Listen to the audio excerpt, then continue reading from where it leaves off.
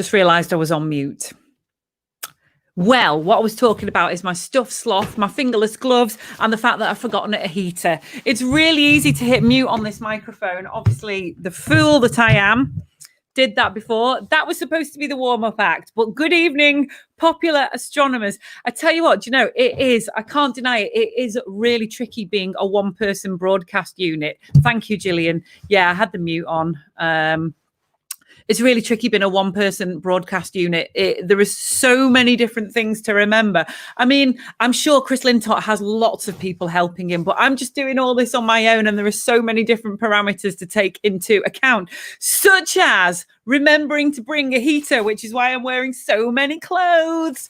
But when you're an astronomer, you've always got your car boot full and loads of clothes anyway, haven't you?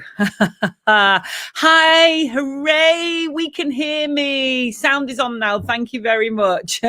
Evening, Vicky. Happy birthday. Yeah, we won't mention that. It was my birthday the other day. Thank you. Yeah, clap, clap, clap, clap. That's 4. You're doing great. Thank you, Gillian. Oh my God, yeah. Thank you. It's great to hear from you all. Okay, so it's Pop Astro. Oh, yeah. You know, it's a bit bittersweet, this broadcast is, Helena, because I'm in Wales at the moment, North Wales on Anglesey, and we've just gone into full lockdown a couple of hours ago. And I've just seen some quite brutal pictures of the shops covering up non-essential items in the shops. My friends aren't allowed. My friend is a florist and she's not allowed to sell flowers. It's like a really tough lockdown here. And it might go on beyond I think someone said 17 days, and it might go on beyond that. And that, it's just, oh yeah. So we'll cheer ourselves up. I need cheering up tonight. I might cry, actually. In fact, I can't cry because I've got a lot of eyeliner on. So let's not cry. Alice, lovely Alice. Space animals have to have lots of fur to stay warm. Woohoo! Evening, Cav. Brendan, woohoo! Friday live again. Thank you so much for that. Yeah, cheer me up. Send things to cheer me up, please. Okay, so let's have a quick look here what we have got going on. Oh, yeah. Oh, let me just have a little fiddle with my windows. I've figured out a way that I can resize my windows and see my script and look at you at the same time. So let's do that here. There, that's all right. Okay, now I can read my script and keep an eye on myself. Plug them up.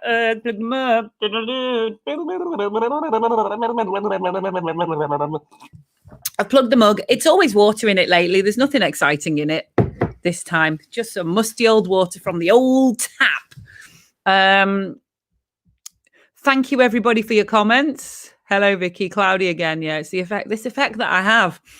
So not only have I got to plug the mug, which is available from our SPA shop, I've got to sing about the bling. Sing about the bling. Actually, my voice is better than that. I just hit the wrong key. Paul Sutherland has mentioned to me that we have got brilliant new merch in the SPA shop. I'm going to try and do a screen share now, and hopefully I can show you what is going on. I'll just close my other windows down. I've got some quite dubious windows open on my laptop. Right, let's try and share the screen. Oh, I can't do it. I can't do it because I've already got screen share set up. Go to the Pop Astro shop to see our beautiful astronomy necklaces, lovely little pendants, all sorts of really funky stuff that I've never seen before. There's like an analemma necklace and an eclipse necklace and loads of other lovely stuff. Just go to popastro.com/shop and buy our wonderful merch. I'm actually wearing an SPA t-shirt deep underneath these layers of clothing, and you can get that on there as well. Dubious windows. Oh yeah, so somebody sent me a pop music video that was rude in places, and I've just been watching that before. That is a beautiful mug. Are there any other designs available? As it happens, there are, such as Stirry Night, I Make My Drinks the Milky Way. They only sent me the basic one, so right, okay, we have got lots of good stuff going on this evening. It's really great. Thank you for all the comments. You're cheering me right up. This is your show, so please contribute and please start sharing. For every share of this video, a dung beetle emerges from its burrow and navigates by the Milky Way, and more about that coming up later. We also want to know what you've seen in the sky this week. I'm going to try and do my screen share now. It was my birthday on Wednesday, and I stepped outside and saw something which I probably only ever see a couple of times a year. I'll consider it my birthday atmospheric halo. So what I'm going to try and do now is show you this. Do you know what this is? You can't see my mouse, can you? Let me just put my mouse on. I saw, this is a 22-degree halo, which you will frequently see around the sun on a hazy day. It's like, it just looks like a kind of very muted circular rainbow around the sun. Oh, no, that's wrong. What's happened here? Okay, so I saw this bit. It kind of had this extra bit on it. It had the upper tangent arc on it. Don't know whether you can see my mouse on here, but yeah, very exciting.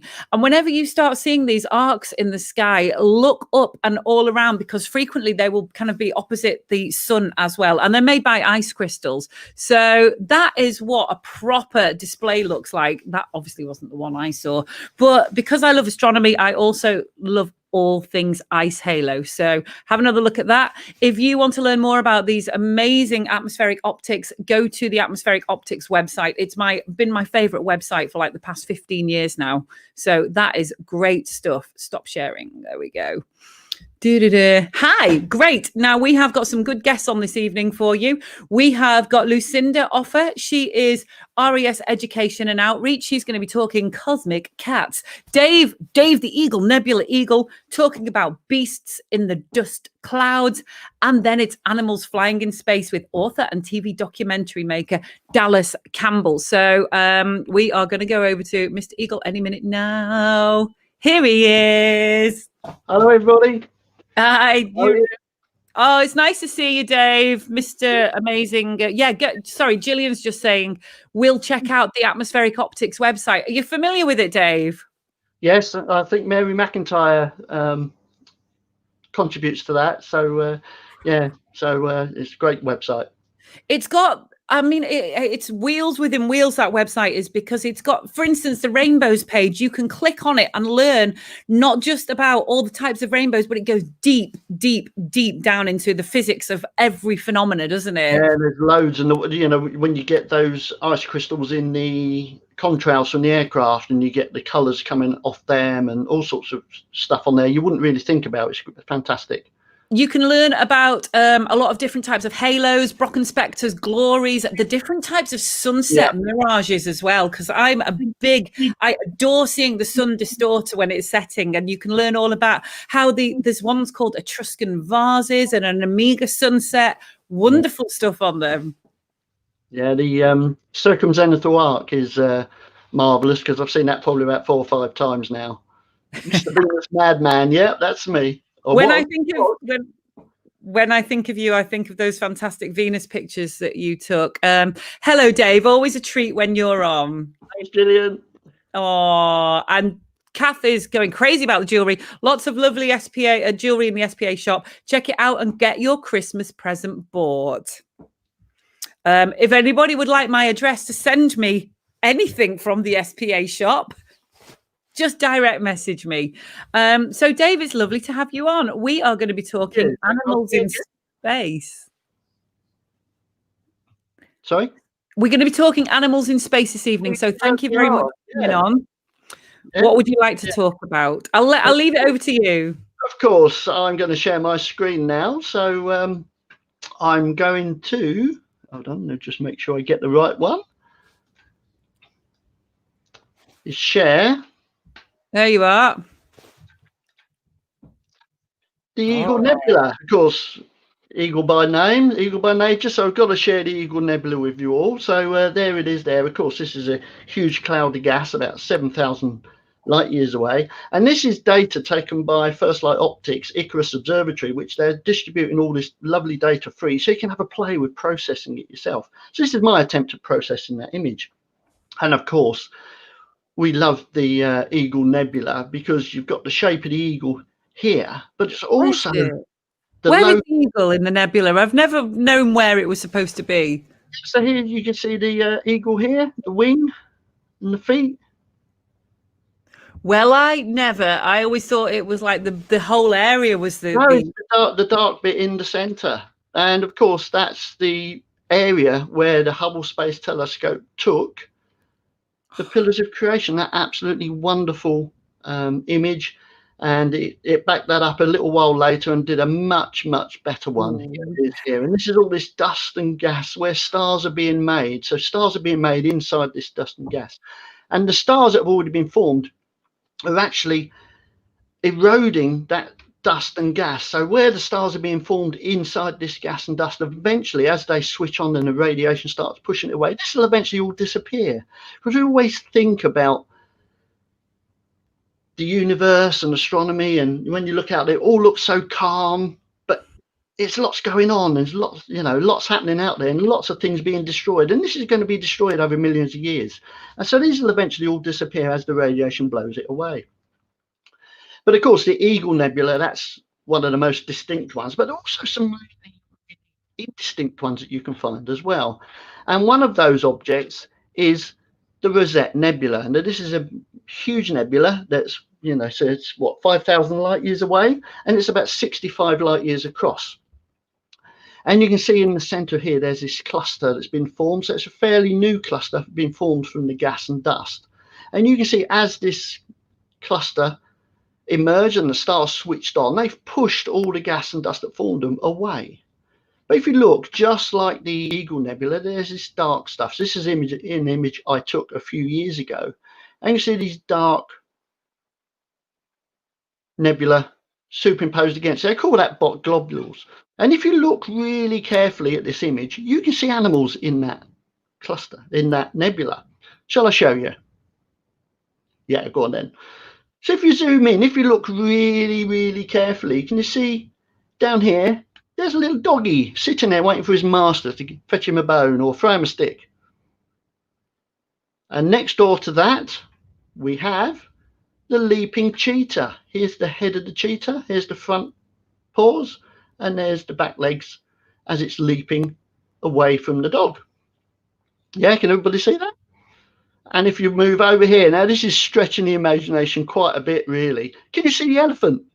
If you're having trouble seeing, here's the trunk, here's the head of the elephant. Of course, we can look far too much into these clouds of gas and dust, and the human mind is really good at picking out things that we think are familiar. And if you look far too much, can you see that? You can really, make an ass of it, really. And there's a donkey with the ears and the face and the body of the donkey in the Rosette Nebula. So there you go. Unlike the Eagle Nebula, which everybody talks about, there's little animals sitting there in the Rosette. And that's my little tour around the Rosette Nebula with the animals for you, Vicky. Wow. How do we get to see the Rosette Nebula then? Oh, it's in Monoceros. So you've got to wait a little while. We'll get up really early in the morning because it's in the constellation of Monoceros, just to the left of the shoulder of Orion. So while you're out looking for Betelgeuse and seeing whether Betelgeuse is going to explode, then have a look and see if you can see the Rosette Nebula. It's really, really difficult because it is so big. It's only 5,000 light years from Earth. So it is quite big. It's probably about couple of times the size of the moon in diameter, so it's quite diffuse. So yeah, so it's quite large. So it's the light spread out quite a bit. So yeah, you have to do long exposures to pick it up properly. So Monoceros, what's that? Oh, I Is should it a know. Giraffe? Is it a giraffe or a rhino? No, Camelopardus is the giraffe. That's it? I'm sorry, I knew it was Monoceros. Sounds like could be. Someone will pop it on the chat. I can't. For the life of me going live, I've completely forgotten. It sounds like it could be a rhino. What do we reckon? What is a Monoceros? A rhino unicorn? Yeah, because lots of the constellations are named after animals. So yeah. So somebody here said that you've been getting rabid about Mars lately as opposed to Venus. Yeah, well, Venus and I had our thing a few months ago, but she kept her distance. So I thought, oh, okay, well, somebody else came a bit closer. So, what we're like. We move from one muse to another. So, yeah, Mars is the thing. So make the most of Mars while it's there, because it's looking absolutely wonderful in the eastern sky. just after it gets dark, and it's rising earlier and earlier each evening. So get out there and have a look. And if you've got a telescope, have a look, because it's best it's been for a long time. The unicorn. Yeah, the unicorn. Here's me being flippant about it, and it was a blimmin' unicorn.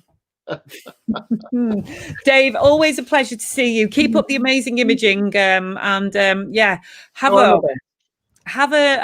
pleasant lockdown. Yeah, well, have a good weekend, folks, and see you again. See everybody online. Okay, bye. Bye. Bye. Oh, we love Dave. Thank you so much. Thank you so much. Okay, thank you to everybody who's contributing. I've got something cool here to show you, actually. This is very cool. Now, this is not available from the SPA shop, but it's a new thing that I've bought. Now, I live right by the sea, and a couple of years ago, I discovered the benefits of cold water swimming for mental health. And anytime I'm feeling a bit glum, I throw myself in that sea and emerge happy for a couple of days. Do you know, it's on a par with electroconvulsive therapy, getting your head under cold water. So it's wonderful. If you're struggling at the minute, I can highly recommend just a cold shower on your forehead is enough to do it. But look at this, it came from me for my bestest birthday. It is, because basically you need to go swimming around high tide, anytime around before or after that. And it's not very nice. It's a bit shingly. And check out this wonderful, wonderful astronomical object. It is a tide and moon phase clock. So this goes around. There's 12 hours 50 minutes between every tide. So obviously it's just a one-handed clock basically. So it's coming around to low tide now, and I can see when it's starting to get up to there that it's time for me to go for my swim. And I usually have to check an app, and it means that I've got to rearrange my whole day. But with this, now I can keep my idea on the tide. And also the moon phases affect the height of the tide. It's a full moon on Halloween. So apparently you've got to set this one on the full moon to make it at its most accurate. But that is quite accurate, because I've seen the moon tonight and it's like at 50%. So that's pretty groovy, isn't it? Now, amusing, something funny the other day. Now, I have been told not to say fake news on the SPA, because people can sometimes take it seriously if you make a flippant astronomical joke. These things can just... I need to let you know this is a complete joke. None of the above facts are true at all. Please don't take this seriously. But our SPA citizen science officer, Alice, asked Alice Shepherd on her Facebook the other day. She put, what do you think NASA's moon announcement could be? But then asked for wrong answers only. And they really tickled me. So none of these are true. They're just a bit of fun. But yeah, I thought these were great. So somebody's put, it's actually cylindrical. It just looks round because we see it end on. I love that idea. A big cylindrical moon. Somebody else put, they've actually determined exactly what kind of cheese it is. They say it's Stilton, don't they say it's Stilton? Big old stinky ball of Stilton. There's a cleanup mission for the moon planned to bring back Neil Armstrong's watch, Alan Shepard's golf club, David Scott's hammer and feather, but they might not find the golf balls. I really like these. And my favourite, though, the clangers is actual footage from the Apollo missions, but the voiceovers were made up later as a cover after the films were leaked. They are very, very good. And thank you to everybody who contributed to them. Okay, so we have got Lucinda Offer coming up in a minute. I wonder whether she's got her cats. Then after that, we have got... appearing on the same bill, Dung Beetles and Dallas Campbell. So let's get Lucinda on. Lucinda, I'm coming to you in 3, 2, 1. Hey. Hi, and a happy birthday. I hope you've been getting... It was nothing. It was nothing. It was weird. It was a weird, solitary birthday. But thank you to everybody who sent me the presents. So thank you. That was lovely. How are you getting on, Lucinda?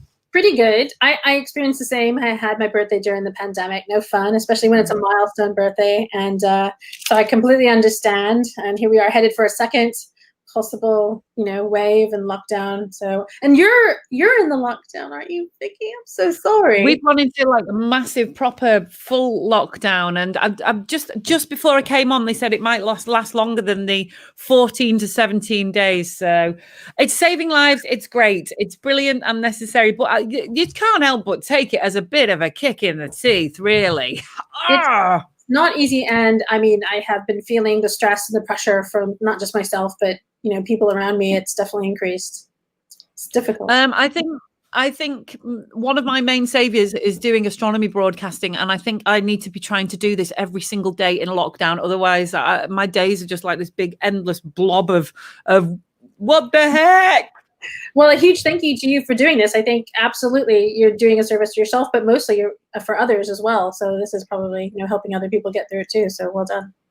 Yes, and it's really nice because what I really love in this is that people are getting to know each other in the chat room, and I'm making new friends. And I'm sure once all these restrictions are lifted, I'm going to walk into a room and an SPA meeting and have a whole stack of new friends. Awesome. That sounds good. Good way to make friends. Would rather see face to face, but this is not a bad trade-off. Jerry says, Lucinda, welcome back from Mars, you lovely little Martian. Thank you, Jerry. Yes, we just finished the Mars Society's convention on Sunday, and it was amazing. 60,000 people showed up to view Elon Musk and hear him talk. We had NASA Administrator Jim Bridenstine. It was phenomenal. Alan Stern, future astronaut, who's going to go. What is he going to the ISS, or is he? I'm not sure what his trip is, but he is destined to be an astronaut for either. I don't know if it was SpaceX or Boeing or who's picking up. Someone will remind me. But there's a lot going on. It's really exciting, which is interesting. So many space things have been happening through this pandemic, including missions to Mars. Obviously, the rovers are on their way to Mars. But also, hello, Paulina. But also, just announcing new astronauts and new missions, and everyone's just still chugging along for space missions. It's exciting. That's so good. Yes, that is so exciting. Now, we were going to... This show started because somebody mentioned cats in space. And, well, I know you've got two amazing cats. I bet they're like the size of lions now, your cats are, aren't they? Yeah, they're both in here, and they're tearing up my office, which is fine. We're moving. So, have at it, cats. But if you can hear things back there, they're wrestling back there. So, how are they feeling screen confident this evening? Well, there's only one way to find out. Come on, let's see. You can see the tail back there. Okay. These cats are massive, and they're only 3 weeks old. Is that right? You can see them kind of hanging out back there. They are about 7 months now. And do you want me to pick them up and bring them? Of course I do. Yeah, I want you to wrestle a cat, please. All right. Here, this one. This one you didn't meet. She just kicked me. Oh my God, it's like a tiger. This is Hubble. Hey, Hubble. This is your online debut, Hubble Bubble. She is actually, let me see if I can remember her full name. Lady Edwina Hubble Bubble.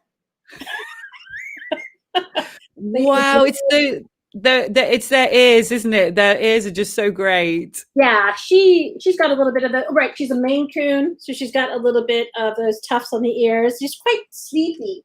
They're growing pains. And then the other one, he's quite a feast for your eyes. This is Kepler. Oh my God, he's huge. They're kittens. Hey, Keppy. This is Kepler, buddy, and he doesn't want to be up here. I tried, but he won't type you something if you ask him kindly. You type Vicky a message? No, he just wants to find out if there's any food because he eats a lot. Thank you so much for that. Now, have you got the book? I do have the book. I am happy to be showing you Cat's Guide to the Night Sky today.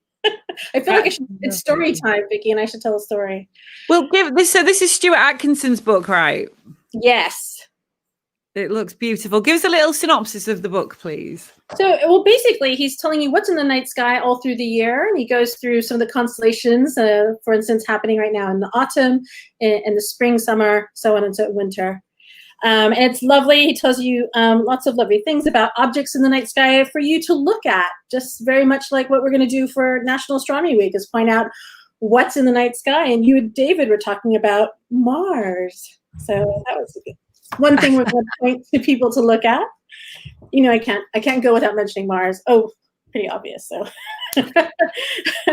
but one thing that because I was privy to an article that will be soon posted on Society for Popular Astronomy. I've been told by good authority that one question that came up, which is, if you were to go to space and you could bring a pet with you, what pet would you bring with you to space? I would obviously bring a cat.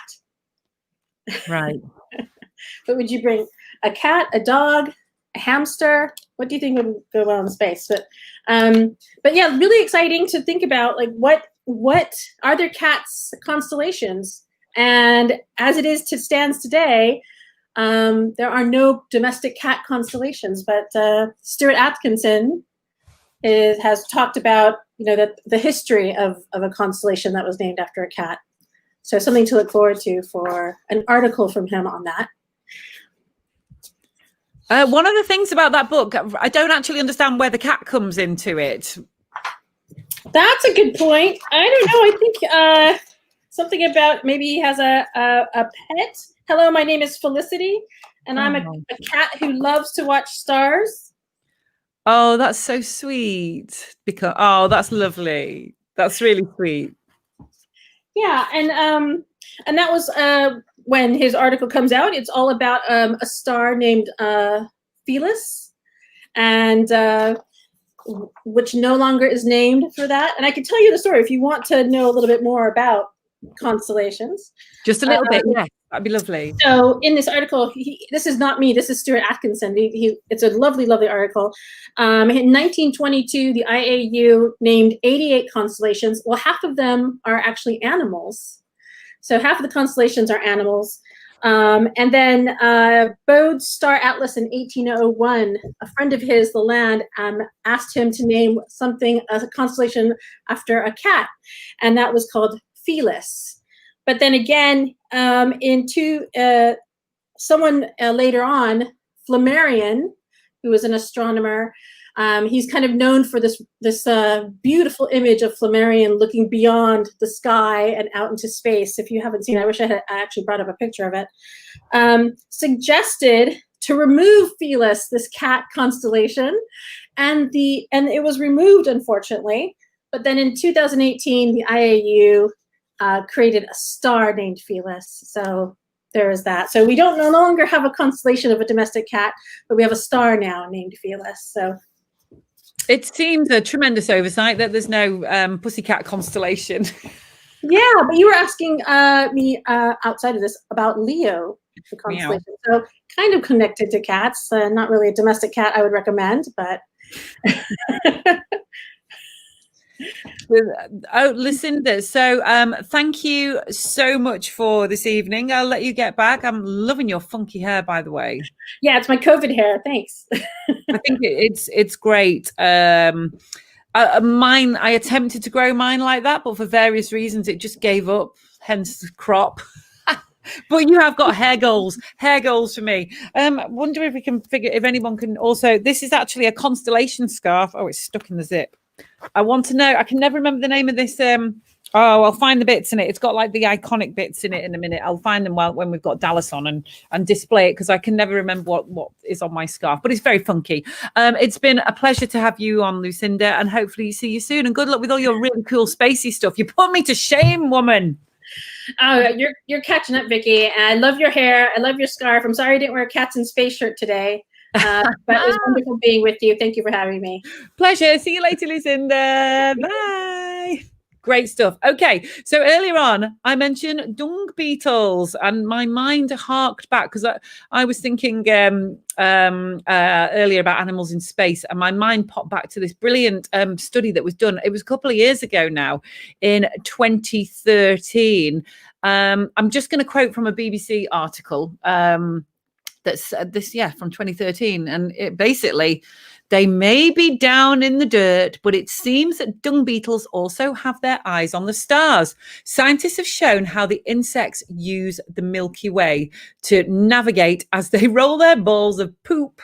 That's my own word. It actually says muck, but it is almost post-watershed along the ground. Humans, birds and seals are all known to navigate by the stars, but could this be the first example of an insect doing so? The dung beetles are not necessarily rolling with the Milky Way or 90 degrees to it. They can go at any angle to this band of light in the sky. They use it as a reference.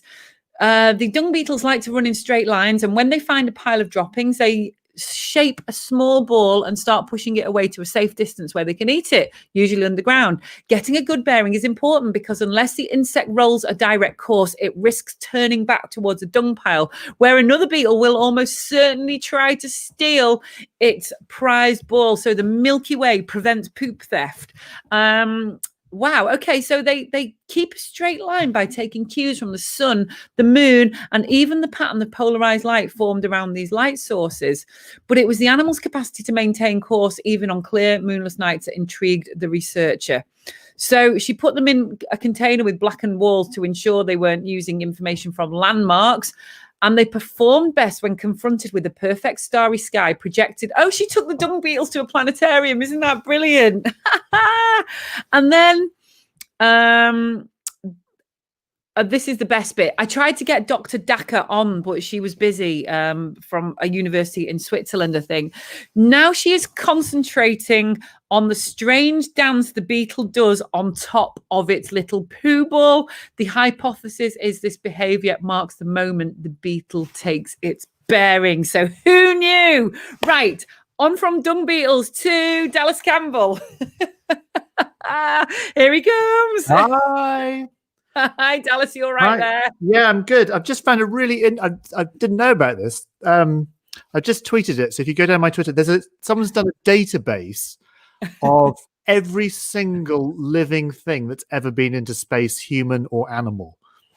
Oh, excellent. Okay. So it's supercluster.com/astronauts is what and I've just discovered. I've discovered it the other day, and I was so excited to tell you about it because it's brilliant, and you can find out everything from tardigrades to cats to tortoises to all these things. It's very good. You'll like it, Vicky. How are you? Thank you. I'm really good, thank you. I was actually checking Wikipedia animals in space before, and they've sent nearly everything up that's beneath the size of a dog. That's it. This is what I wanted to sort of talk to you. Basically, anything you can fit inside the fairing of a rocket, pretty much has kind of been into space. There's been some amazing animals in space. Obviously, the famous ones, Laika and Ham and Enos, the chimps and things. But yeah, a whole kind of plethora of weird Madagascan hissing cockroaches have been in space. Did you know that? No, I didn't actually know. Did they just kind of like escapees on a dirty spaceship? Oh, we've got cockroaches. Yeah. It's the last thing you want on a spaceship. Yeah, no, I actually got fascinated when I was sort of writing about this. I went quite sort of deep into the sort of history of animals in space, and it's absolutely fascinating. Actually, before we even went into space, when we were dreaming about going into space, we took animals with us. One of my favorite books ever is this book. It's called The Man in the Moon, and it was written in 1638. And it's sort of often regarded as the very first kind of science fiction story ever written. And it's about this sort of imaginary journey to the moon. But the way that they went to the moon were pulled by geese. Francis Godwin, the writer, imagined a species of goose, these lunar geese called ganza. And a bit like James and the Giant Peach, the idea was you'd tie little strings around their legs and you'd sit in a little chair and they'd pull you to the moon. So I always like that. So I always think, well, the first animals in space were probably the ganza, these lovely geese. So there you go. 1638. Nice. Wow. And is that a first edition? No, it's I sadly I think there's one. There is a first edition. I think there's only like one left, maybe in the British Library or something. But the actual plate, I'm just see if I can find a picture of you because they're so wonderful, these geese. There's a brilliant artist, a German artist, who did a whole project based on moon geese.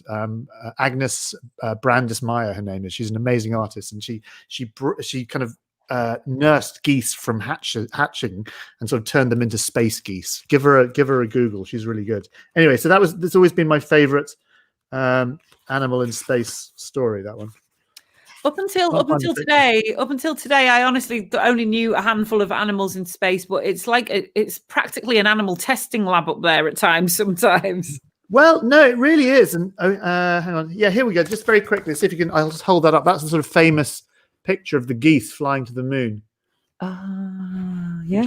Which made me very happy. Anyway, but yeah, as well. Yeah, no, absolutely. As long as we've been going into space, we've had animals. But I mean, obviously, 1638, geese going to the moon.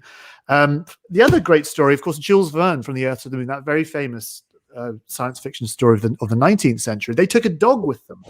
In fact, they took 2 dogs with them, I think. So the idea of taking dogs into space goes back a long way. But people always think that the first animal in space was a dog, and it's not. And I'm guessing you know what the first animal in space was, Vicky, because you're brilliant. Actually, let's take a wild guess. It was definitely, I'm going to say it was a velociraptor. It wasn't a velociraptor. It wasn't a velociraptor. It was quite dull. Well, actually not dull. Fruit flies. If you're a scientist, fruit flies aren't dull, but they were the very first living creatures to go above 100 kilometers in 1947 on a captured Nazi V2 rocket. So there you go. And Nazi fruit flies. Well, actually, no. Well, funnily enough, you can go back before then. Okay, so forget about science fiction. The Montgolfier brothers, very famous balloonists in the 1700s. So the very first sort of ascent in a balloon, I think it went to about 1,500 feet.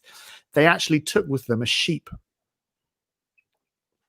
So there you go. That's as this first sort of aeronautical animal experiment. A sheep and some ducks, I think, went up. So there you go. And wasn't there something about what were the first creatures to orbit the moon? Ah, yes. So this is actually my all-time favorite animal in space stories. I said we'll park Laika and Soviet space dogs for now. 1968, of course, very famous Apollo year. Apollo 8 was the first the time that we sort of we didn't land on the moon. We sort of went around the moon, Christmas 1968, and sort of came back. The Americans, Apollo 8. Of course, we got that wonderful picture of the Earth from space and da da da. But and nobody knew it at the time. The Soviet Union, in September of that year, actually had a spacecraft called Zond 5, and on board Zond 5 was a pair of tortoises. And so those tortoises were blasted and they went around the moon and then they came back and splashed down with absolutely no publicity at all. And so, yeah, the first living creatures to go to the moon were a pair of Russian tortoises. And sadly, history doesn't record their name, which is a shame. But just as a kind of an allegorical tale, the fact that, we think about Apollo as this great space race and the tortoise beat the hare, like literally beat the nimble Americans to the moon by 3 months. So there you go. That is a great story. Technically, they could still be alive. Like, how long did tortoises live for? They could still be alive, couldn't they? Wow, that'd be good. Yeah, get Blue Peter on the case. I might have a picture. I don't know. Oh, yeah, I do have a picture of the tortoises here. So this is an excellent book. If you're interested in learning, if your viewers want to learn a little bit more about animals in space, Colin Burgess, Chris Dubbs, this is the sort of classic text, takes you up to sort of space shuttle. So it goes up to about, well, I guess this one runs out about 2007, I think. And obviously we can talk about, I mean, there are still animals on the International Space Station. There's mice and things. But it's really good. And here's a picture of the Zond 5 tortoises. There we go. A pair of Russian steppe tortoises that went to the moon. And there they are splashing down. And the thing, if you think about it, actually, Vicky, if you're going to send something to space, tortoise, brilliant. They're low maintenance, emotionally resilient. They've got a hard sort of shell, sort of built-in heat shield. It makes total sense.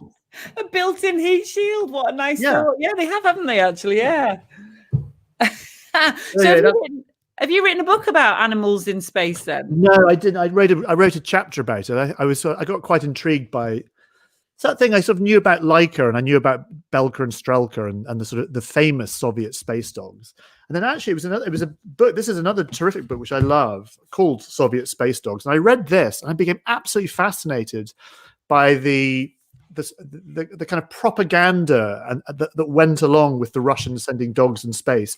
And of course the Americans were outraged. And how dare the Russians send dogs into space? That shows what heathens they are. But of course, these dogs became heroes of the Soviet Union of the time. They became martyrs. They became almost sort of saints. The ideas of these, like this sort of picture here of the Belka and Strelka here with these sort of halos. There was a great propaganda around it. And of course, the Russians said exactly the same thing about the Americans sending monkeys into space. They were like, only heathens would send monkeys into space. And so this kind of the interesting sort of Cold War propaganda about animals sort of developed over time. Laika, of course, is the famous one. So Laika when was Laika? Gosh, 1957. And it was a really tragic story, and that was the first sort of animal in orbit, first animal to go in orbit. But no one really knew what happened to Laika really until the 1980s. It was all kept very, very hush hush, and it was a tragic story, an awful story. I mean, the poor dog only lasted minutes before it died, and then sort of the dead dog orbited many times before re-entry. And yeah, it's an awful story, really. There you go. Sorry to bring it down on things. Okay. The tortoises were fine. Like a lot of I look like Steptoe. These are my new typing gloves, and I'm just you are a bit Steptoe. I'm sorry. Okay. I forgot my heater. Where are you? Are you still in Wales?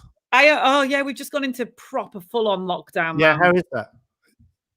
But it's I can't deny I'm glum as heck about it, Dallas, and and I read that it might be even longer than the initial 14 or 17 days, and I've just seen images of one of the supermarkets covering up non-essential goods in the shops. You're kidding? Yeah, honestly, seriously. My friend is a florist and can't sell flowers. Are you going to go all toilet roll crazy again and like what happened in March? Yeah, toilet roll. And everyone went absolutely mad and started buying yeast and toilet roll.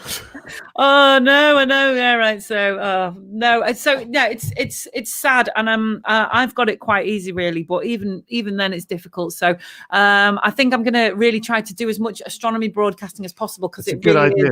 One of the only things that keeps me on the straight and narrow and gives me some focus throughout the day. So good. What about you? Where are you you're in London, are you? Yeah, I'm in London. Yeah, I'm in London and just sort of, goofing around. I think I don't even know I'm so confused about what tier we are in and what we're allowed to do and where we're allowed to go. I don't go out anyway. I stay in all the time because I'm a boring old fart. So. Do you really? Oh, I'm the most. Yeah. I read the other day that introverts get their energy from being on their own and recharge being alone, and extroverts get their energy from other people. And I have diagnosed myself as a quadruple extrovert. So yeah, lockdown is already fighting. Yeah, I think. Aren't we all introverts and extroverts? I don't believe that anyone's either one or the other. I kind of think we're all a little bit of both. I would say that probably after 5 minutes on my own, I really start developing mental echo chamber that I need to contact people. So this is great. No, this is good. Well, you can contact me anytime. I don't go out. I just sit at this desk in front of a microphone waiting for people to invite me on their shows. Oh, great. Well, you can take over if ever I decide to have a night off. Then I need a body double. Definitely. What else can we talk about? I've got loads of stuff to talk about. All kinds Go for it. I love talking about animals in space, though. Go for it. I'm just trying to think what else we can talk about with animals in space. Oh yeah, we talked. Oh, interestingly, that sheep. I forgot about this. The sheep that I mentioned, the Montgolfier brothers who did the balloon flight. So the balloon came down in a forest about 10 miles away from where it took off, and the animals were absolutely fine. And the sheep was given to Marie Antoinette as part of her own personal zoo. There you go. No one knew that fact. There you go. The other great animals in space, of course, the tardigrade. You know about tardigrades? We do, yeah. Again, these have proven to be absolutely fascinating things to study in space, because you can kind of expose them to the vacuum of space and they're absolutely fine, and they don't need to drink for 10 years and they don't need to eat for 30 years, and they sort of desiccate themselves, and then you can kind of bring them back to Earth and reconstitute them, and they're absolutely fine. Amazing things. I wonder whether I don't know whether you heard me think about dung beetles navigating by the Milky Way. I did. Really, really interesting. I listened to a little bit. And actually, your last guest, Lucinda, is that her name? Yes. She had an interesting thing. She talked about a cat constellation, a cat called Felicity. There has been one cat in space. We talk a lot about Russian space dogs. There were 40 dogs that were sent into space in the 1950s and 1960s. 40 altogether. Actually, just very quickly while I'm on this, my favorite Soviet space dog fact. Belka and Strelka, who are the two dogs that went after Laika and returned back to Earth safely, had a puppy. And Khrushchev, the premier of the Soviet Union at the time, gave the puppy to Jackie Kennedy. And there's a picture of Jackie Kennedy with a puppy of Belka and Strelka on the White House lawn. And when it was given to Kennedy, they had to X-ray the dog internally to make sure it didn't have some kind of weird Soviet doomsday device. I've just thought Tim Peake could, one of it, like maybe Tim Peake's puppy mill. Yeah. He could take, like, you could take an animal up and then, like, its pedigree could be, this thing is from a space station. Yeah, you could do. You could do. It raises all kinds of terrible questions. I think we're not going to. I think the days of dogs in space are over now. I mean, there are mice on the International Space Station still. They still experiment with mice, and generally those things aren't very talked about. Alice wants to know, if the mice on the ISS escaped from their cages, do you think they would thrive? Make mouse holes? It's a really good question. I like to think. And I'm guessing most of the people here watching your show, Vicky, will have read The Hitchhiker's Guide to the Galaxy. Oh, God, yeah. And, of course, the mice in The Hitchhiker's Guide to the Galaxy are the super intelligent organisms that are doing cunning experiments on humans. So I like to think that the mice are in control of the International Space Station doing fiendishly clever experiments on the astronauts. I don't know if they get... Well, we've been I've been doing it. They've been studying mice in space for a long time, since the early 1950s and experimenting on the characteristics of weightlessness, how they behave and stuff. So I don't know if they get disorientated. I suspect they probably do. Zero G mice floating around, and there were mice on Apollo as well. Apollo 17. They had 5 mice: Fee, Fi, Fo, Fum, and Fooey. They were called, and they had sort of serial numbers, but they sort of renamed them those names, and they were there to sort of check for radiation, sort of canary and coal mine type mice.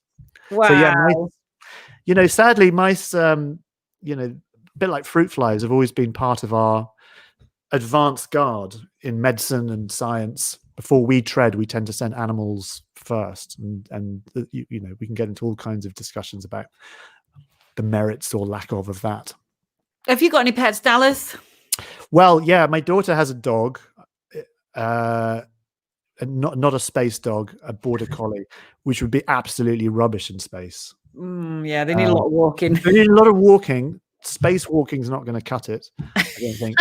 And they and my dog, Zuko, likes chasing balls a lot, and would be the worst space dog ever. In fact, the Russian space dogs were all specially chosen. There was a woman, and I forget her name, who used to go around the slums of Moscow with a ruler and find stray dogs and measure them to make sure they were the right height, a bit like the sort of the child catcher. And then they would get shipped off to a facility in Moscow where they were all, very, very loved and looked after and cared for and what have you. And it was a big thing. So 40, nearly 40 dogs made it into space. Wow, Dallas. Well, thank you. Well, thank you. I'll let you get back to your sitting by the microphone and waiting for people to... I know, just waiting for the next Astro podcast to come along. Oh, well, what's your next thing that you're on then?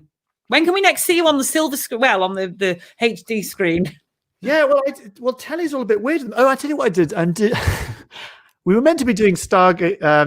We were meant to be doing Sky at Night live, and it got cancelled because of this. We did Sky Night Live last year and it was really, really fun. So we're going to do it again this year. So we're not doing that.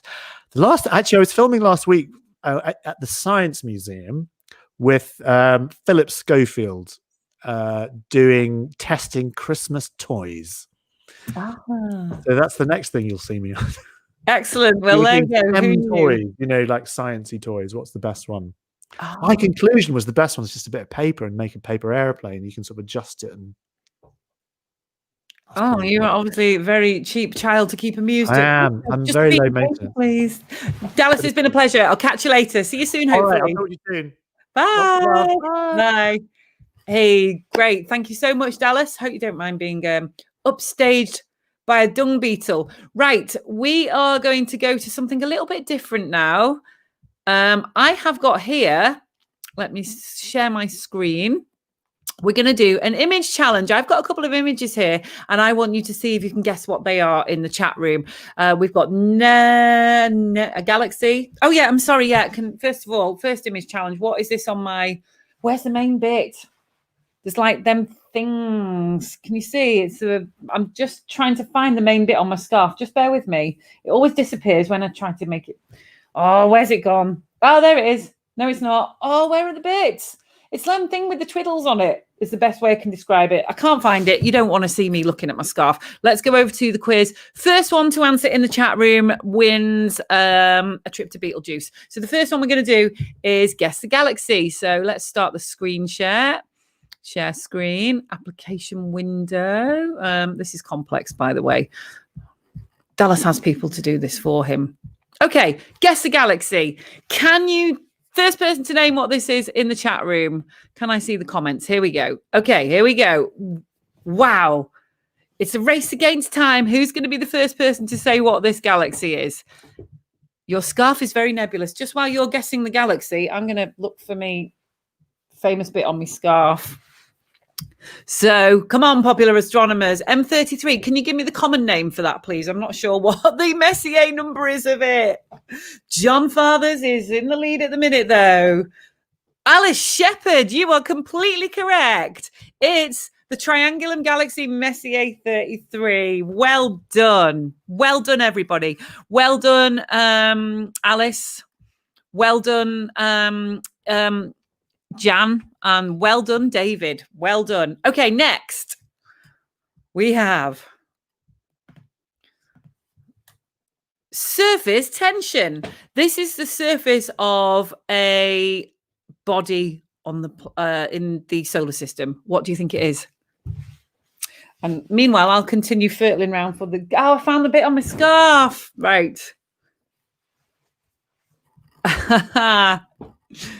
Okay, you always get your galaxies mixed up. Okay, whoa, that was lucky. I'd forgotten its Messier name. Good work, Alice. Okay, so where is this then?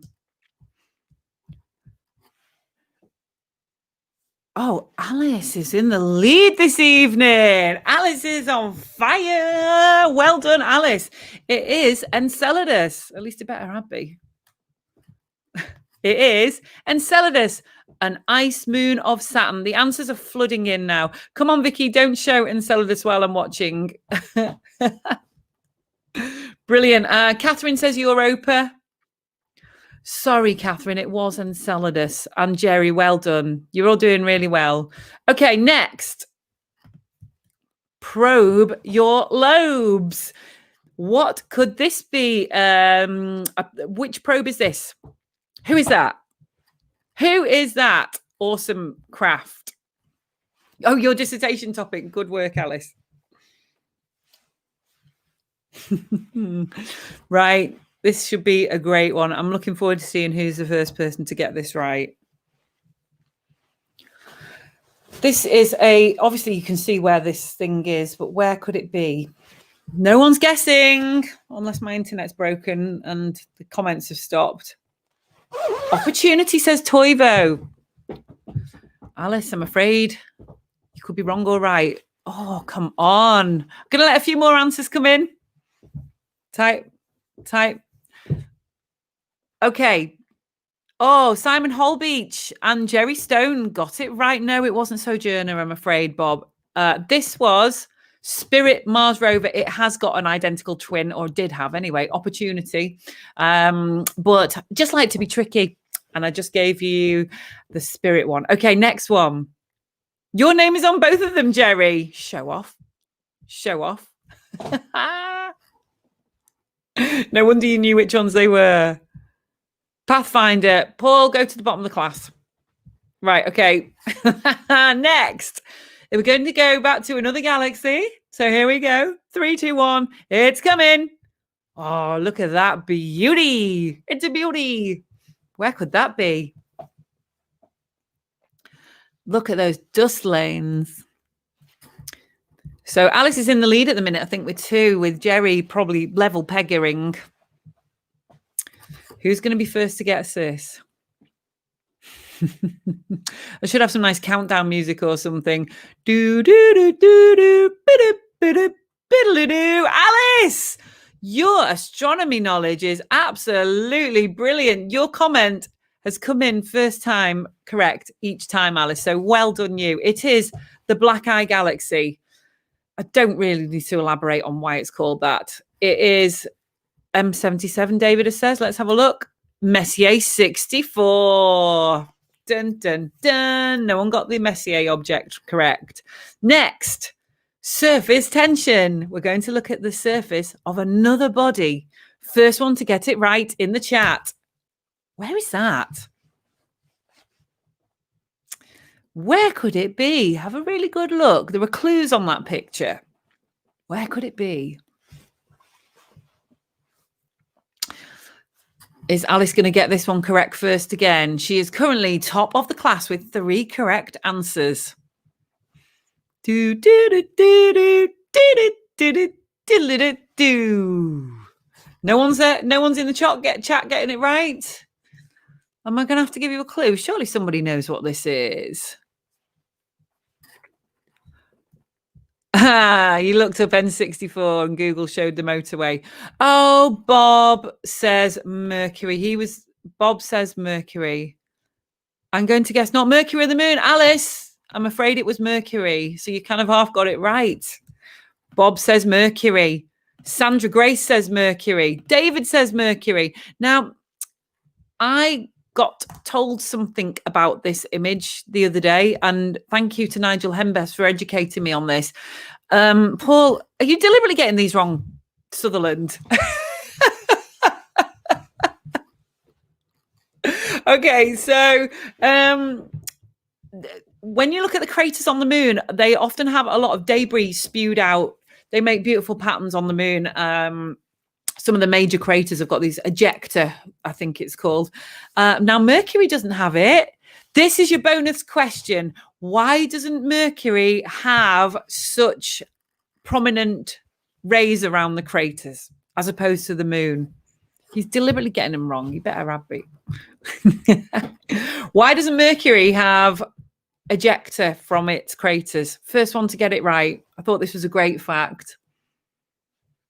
Thought it was wrong answers only. You are such a card, Paul Sutherland, honestly. Should I copy your profile picture? There we go. Why doesn't Mercury have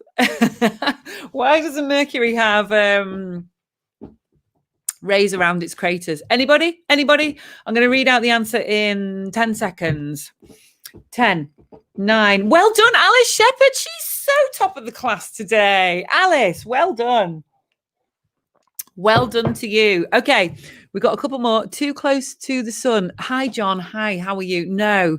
And it's not a harder surface either. It's actually got a higher gravity than the moon. Hasn't it got a really dense core, Mercury? I seem to recall. And that is why. So when objects hit it, Alice, that was a fantastic complete guess. So when objects hit it, obviously the bits don't spew out because it's got higher surface gravity. Well done. Well done. We're near the end now. We're near the end. Do you know, I interviewed astronomer Mark Thompson earlier about his 24-hour lecture, and I have been speaking for an hour and my throat is hurting. So how is it ever going to do a warm-up 24-hour lecture turning into a 5-day lecture in a couple of years maybe? I don't know, Mark. He's raising cash for Bernardo's and he's doing it on Monday, which is great. Okay, couple last ones. Surface of Mercury, well done. Probe your lobes. Big core. Okay, probe your lobes. There is now a probe incoming. Who is this little 3-pronged beauty? Dun, dun, dun. Enceladus will give you a drink of water. I'm sure it will. I'll just hold my mouth over one of its jets. Where is this? Where? I mean, who? Which? What is this? And I'm still looking for the magic bit on my scarf as the final one. There it is. I've got it. Okay. Oh my gosh. Right. Okay. I'm not going to tell you what I can see in the chat room. Oh, wow. Oh, well, Alice and Toivo got it correct first. Sandra also got it correct. Yep. Juno, this is the probe that is currently orbiting Jupiter. So that's a really good guess because that's a blinking random craft. Well done to everybody getting it right. So that was our image challenge round. I think I'll do another one of those next week. Really enjoyed that. Alice, how fast is your broadband? Are you accusing her of having really good internet and therefore getting the answers quicker than you, Jerry? I think you blimmin' are. How slow is your broadband, Jerry, is the question. Okay, so thank you, everybody, for competing in this. And the final one is my scarf. I finally found the bit on it that is like the iconic bit. What is that? Oh, I've just got lipstick on it. What is that? What is that? Which I can never remember what it is, but isn't that beautiful? Apart from when I put it on, it just kind of looks like just a big load of mangled fabric. It's getting cold. Forgot the heater. So please tell me what this is. And I'm going to be clearing off and going back to lockdown life. Maybe we can do more of this kind of stuff throughout the weeks to help me stay sane in lockdown and to connect us all, because we're also so lovely, aren't we, here with the Society of for Popular Astronomy. Okay, Pillars of Creation, M16. Thank you very much, Simon. That's really kind of you to tell me that. At least I know now.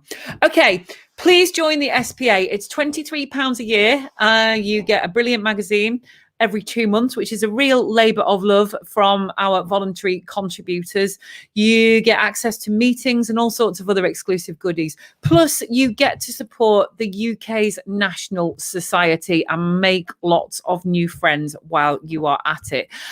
We've got a junior astronomers section as well, which is great to inspire young minds to get into astronomy, and all sorts of brilliant features. And if you notice, Alice Shepherd got lots of answers right on this quiz this evening. She's actually our citizen science officer and makes for very entertaining reading. So let's have a look. Juno, the Probub, you hum it, I'll play it. Juno, Juno. Thanks again. Oh, thanks, Sandra. I don't want to go, honestly. I really don't want to go. I can't deny that it's not absolutely really quiet here on Anglesey in the winter, even without lockdown. So this is just going to be like, oh my gosh. Right. Thank you for cheering me up. Yes, Ian, it is a great magazine. I am assuming that we're still looking for a voluntary editor to do it. I'm assuming that amazing Robin Scadgel is still editing the magazine as a labour of love, and it's a cracking read. If you want to get into astronomy publishing, we're probably still looking for an editor. That was my last knowledge of it. Maybe we filled the post. Yeah. Good for kids, young and old. Brilliant. Oh, love you. Thank you, Brendan. Thanks again, Vicky. Bye, everyone. Do you know what? Yeah, thanks, everybody. Thank you, Vicky. Great show. Stay safe. Be good. Yeah. Thank you, John. Thank you. Thank you, everybody. Do you know what? The minute I press this off button, my face just falls and I sit here for a couple of seconds and just go, oh, that's what I'm about to do. But everybody, popular astronomers, see you in the stars, and I'm going to be back very soon. Bye all. Bye. Thank you to everybody for contributing. Thank you to Lucinda. Thank you to Dave Eagle Nebula, and thank you to Dallas Campbell. Helena, I love the SPA. I love phone. We're a great bunch, aren't we? Oh, thank you. I'm overrunning slightly this evening, but you know, could make this show as long as I wanted, really. I don't know why I only do it for an hour. Right, time to go. Oh, finally. Got my astronomy is, oh, I can't do it. I can't stand up. The stuff in my way, but it's my astronomy is looking up t-shirt. That's it. That's it. There you go. Available from the SPA shop. Great gifts for people, and check out our brilliant new jewelry line. But oh, thank you. Bye, everyone. Bye. Oh, and good night from Cosmo, the cosmic microwavable sloth. He's radiation proof, as well as being the new addition to the end of my telescope. See you all later.